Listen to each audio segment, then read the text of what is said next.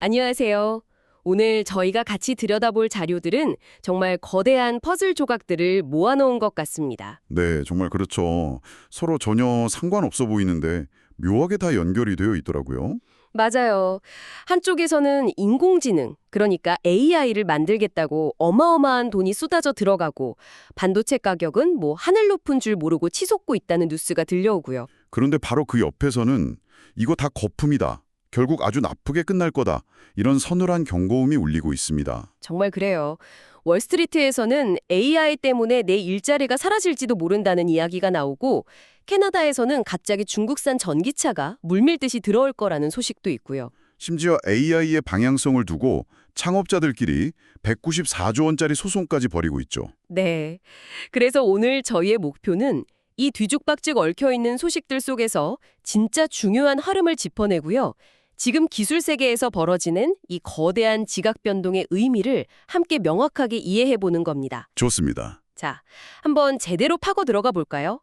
역시 돈 이야기부터 시작해야겠죠.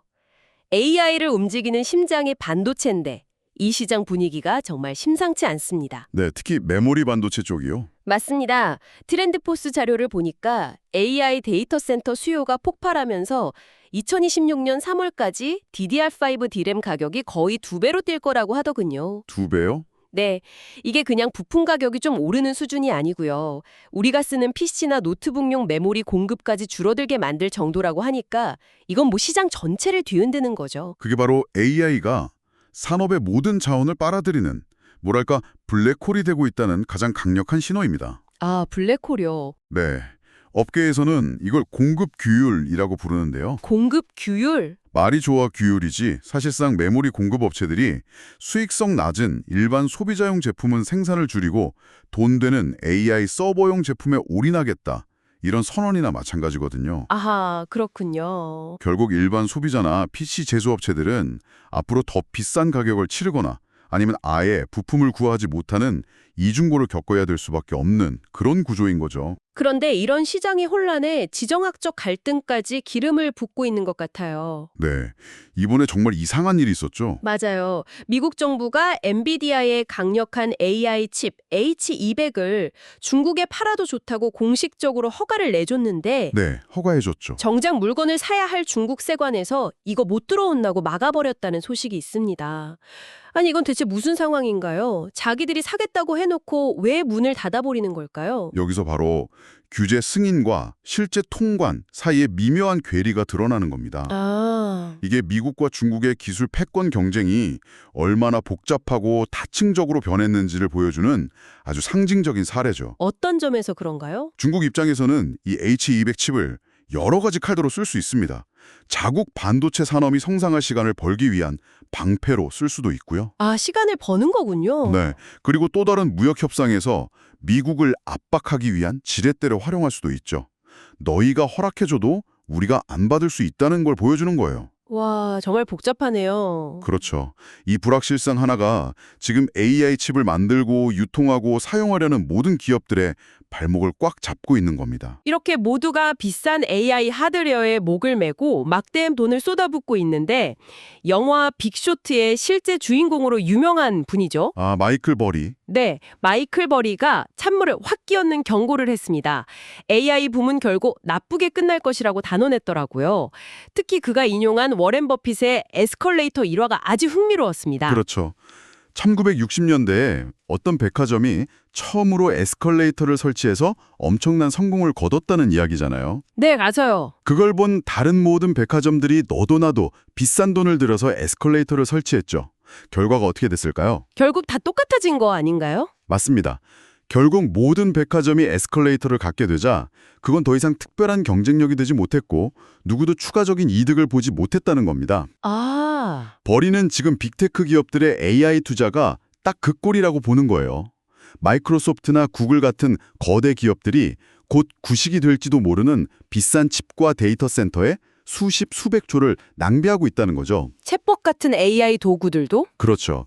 결국엔 모든 기업이 갖게 되는 상품화된 기술, 즉 에스컬레이터처럼 될 테니 누구에게도 지속적인 초과 이윤을 가져다 주지 못할 거라는 아주 날카로운 분석입니다. 와, 마이클 버리가 모두가 똑같은 비싼 에스컬레이터, 즉 AI 칩을 사느라 돈을 낭비한다고 경고하는 바로 그 순간에 마치 그 말을 증명이라도 하듯이 중국에서 에스컬레이터 없이 2층으로 가는 법 같은 기술이 나왔다는 게 정말 흥미로워요. 아, 그 엔그램 기술 말씀이시죠? 네, 바로 중국의 딥시크와 베이징대가 공개한 기술이죠. 이게 정말 HBM 같은 비싼 메모리에 대한 의존도를 꺼낼 게임 체인저가 될 수 있을까요? 저는 판도를 바꿀 잠재력은 충분하다고 봅니다. 이 기술의 핵심 아이디어는 AI의 지식과 연산을 분리하는 거예요. 지식과 연산을 분리한다. 네, 기존 AI 모델들은 방대한 지식을 머릿속에 다 넣어두고 그러니까 HBM 메모리에 상주시키고 계산을 하려니 엄청나게 비싸고 큰 메모리가 필요했거든요. 그렇죠. 그런데 엔그램 방식은 똑똑한 학생이 공부하는 것과 비슷해요. 모든 걸 다 외우는 게 아니라 핵심 원리만 이해하고 있다가 필요할 때마다 도서관에 가서 책을 찾아보는 방식으로 작동합니다. 아, 룩업 방식으로요? 맞습니다. 이렇게 하니까 메모리 부담이 획기적으로 줄어드는 거죠. 이건 단순히 기술적 진보를 넘어서 전략적인 의미가 아주 큽니다. 전략적인 의미라면요? 생각해보세요. 이건 엔비디아나 삼성, SK 하이닉스처럼 HBM의 모든 것을 걸고 있는 기업들에게는 정말 식은땀 나는 소식일 수 있습니다. 아, 그렇겠네요. 반면에 HBM을 구하기 어려웠던 중국 기업들에게는 그야말로 가뭄의 단비 같은 기술이고요. 기술 하나가 지정학적 판도까지 뒤흔들 수 있는 거죠. 기술과 시장의 이런 거대한 흐름이 결국 우리 삶, 특히 일자리에 어떤 영향을 미칠지가 가장 궁금한 부분이죠. 그렇죠. 그게 제일 중요하죠. 월스트리트에서는 이 문제로 논의가 한창입니다. 제피모건의 제이미 다이몬 CEO가 AI가 결국 일자리를 없앨 수 있다고 꽤 직설적으로 이야기하면서도 동시에 새로운 역할을 만들 수도 있다고 여지를 남겼더라고요. 핵심 키워드는 효율성입니다. JP모건 내부적으로는 5년 안에 운영 직원의 생산성이 무려 40에서 50% 향상될 거라고 예측합니다. 40에서 50%나요? 네. 예전에는 사람이 하던 노트 필기, 회의 요약 같은 지식 노동까지 AI가 척척 해내니까요. 당연히 순수하게 사람을 더 뽑는 속도는 둔화될 수밖에 없겠죠. 하지만 모든 일자리가 줄어드는 건 아닙니다. 예를 들어 AI를 이용해서 더 정교해진 금융사기를 막아야 하는 사이버 보안 같은 분야에서는 오히려 사람을 더 뽑아야 할 수도 있습니다. 아, 그렇군요. 중요한 건 패러다임의 변화예요. 예전처럼 일이 늘었으니 사람을 더 뽑자는 무조건적 충원 시대에서 AI로 생산성을 극대화하고 꼭 필요한 곳에만 사람을 배치하자는 생산성 중심의 인력 관리 시대로 넘어가고 있는 겁니다. 결국 AI가 인간의 역할을 대체하는 게 아니라 재정의하고 있다는 신호로 보이네요. 그런데 이런 변화가 단순히 사무실 안에서만 일어나는 게 아니더라고요. 맞습니다. AI와 데이터 기술을 둘러싼 국가 간의 경쟁이 이제는 우리가 매일 타는 자동차 시장의 규칙까지 바꾸고 있어요. 최근 캐나다에서 벌어진 일이 아주 상징적입니다. 네, 그 중국산 전기차 관세 인하 결정 말씀이시죠? 맞아요. 캐나다가 중국산 전기차에 대한 관세를 기존 100%에서 6%로 대폭 낮추기로 했는데요. 표면적인 이유는 캐나다산 카놀라 종자 수출기를 열기 위한 맞교환 성격의 무역 협상이었습니다. 네, 그 결정으로 연간 최대 4만 9천 대의 중국산 전기차가 캐나다에 들어올 수 있게 됐어요. 이 차들이 기존 인기 모델보다 1만 달러 이상 저렴해서 캐나다 소비자들에게는 당장 좋은 소식일 수 있죠. 그렇죠. 싸니까요. 하지만 그 이면을 들여다봐야 합니다. 요즘 자동차는 그냥 달리는 기계가 아니잖아요? 바퀴 달린 컴퓨터라고 하죠. 맞습니다. 데이터를 수집하는 바퀴 달린 컴퓨터거든요. 저렴한 가격을 무기로 들어온 중국산 전기차들이 수집하는 수많은 데이터의 보안 문제, 그리고 잠재적인 사이버 안보 위협을 어떻게 관리할 것인가가 새로운 국가적 과제로 떠오른 겁니다. 가격 뒤에 숨겨진 리스크가 있는 거군요. 네, 이 리스크를 사회가 어떻게 감당할 것인가 하는 문제죠. 한편 AI 세계의 정점에서는 거의 막장 드라마 같은 소송전이 벌어지고 있습니다. 정말 그렇죠. 일론 머스크가 자기가 공동 창업했던 오픈 AI와 그 최대 투자자인 마이크로소프트를 상대로 무려 1,340억 달러, 우리 돈으로 약 194조 원이죠. 네, 194조 원에 달하는 손해배상 소송을 걸었습니다. 이게 단순히 돈 문제가 아니라 뭐랄까 AI의 용언을 건 싸움 같은 모양새가 됐습니다. AI의 영혼이요? 네, 머스크의 주장은 간단해요. 인류 전체를 위한 비영리 AI를 만들자고 약속해놓고 왜 마이크로소프트의 돈벌이 수단으로 변질시켜 나를 속였냐는 겁니다. 아, 초심을 잃었다는 거군요. 그렇죠.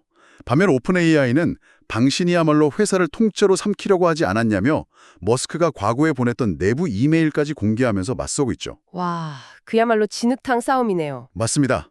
이 소송의 결과가 어떻게 나든 생성형 AI 산업의 패권을 둘러싼 거인들의 암투와 AI 기술을 어떤 윤리적 방향으로 발전시켜야 하는지에 대한 근본적인 질문을 세상에 던진 아주 중요한 사건이라고 할 수 있습니다. 이런 격변 속에서 살아남기 위해서 빅테크 기업들도 정말 빠르게 방향을 틀고 있습니다.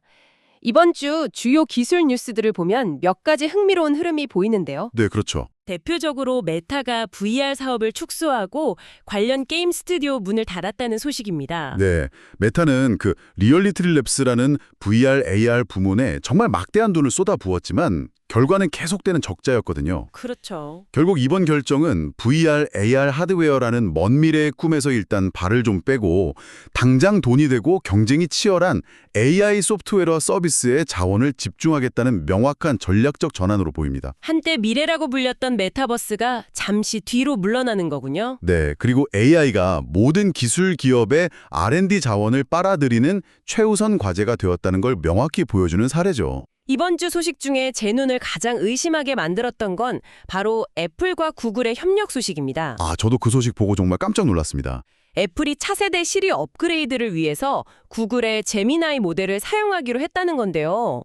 아니, 스마트폰 시장에서 10년 넘게 쌓아온 철천 지원소 같은 두 회사가 갑자기 손을 잡는다니요. 이게 도대체 어떻게 된 일인가요? 이건 역시 AI 시대의 냉혹한 생존 전략이라고 봐야 합니다. 생존 전략이요? 네, 자체 AI 개발 경쟁에서 솔직히 조금 뒤처졌던 애플이 시장을 선도하고 있는 구글의 기술력을 인정하고 일단 그 생태계에 합류하는 실용적인 방식을 택한 거죠. 아, 자존심보다 실리를 택했다. 그렇죠.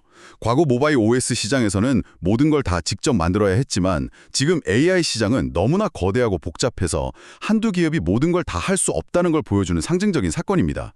필요하다면 어제의 적과도 손을 잡아야 하는 그런 복잡한 협력과 경쟁의 구도로 시장이 재편되고 있음을 시사하는 거죠. 오늘 우리는 AI를 둘러싼 여러 상반된 소식들을 따라가 봤습니다. 한쪽에서는 전례 없는 돈과 자원이 투입되는 골드러시가 펼쳐지는 동시에 다른 한쪽에서는 이 모든 것이 거대한 거품일 수 있다는 경고와 함께 판도를 완전히 바꿀 새로운 기술이 조용히 등장하고 있죠. 네, 이 모든 정보의 조각들을 맞춰보면 결국 하나의 근본적인 질문에 도달하게 되는 것 같습니다. 지금의 이 막대한 투자와 기술 경쟁, 그리고 그로 인한 사회적 혼란은 과연 우리를 어디로 이끌고 있을까요? 기술이 단지 경쟁에서 이기기 위한 도구가 아니라 실제로 우리 삶의 생산성과 질을 높이는 방향으로 나아가고 있는지, 아니면 그저 남들보다 더 화려하고 비싼 에스컬레이터를 설치하느라 정작 우리가 왜 2층으로 올라가려고 했는지, 그 목적을 잊어버리고 있는 건 아닌지 이 질문을 한번 곱씹어 보시는 건 어떨까요?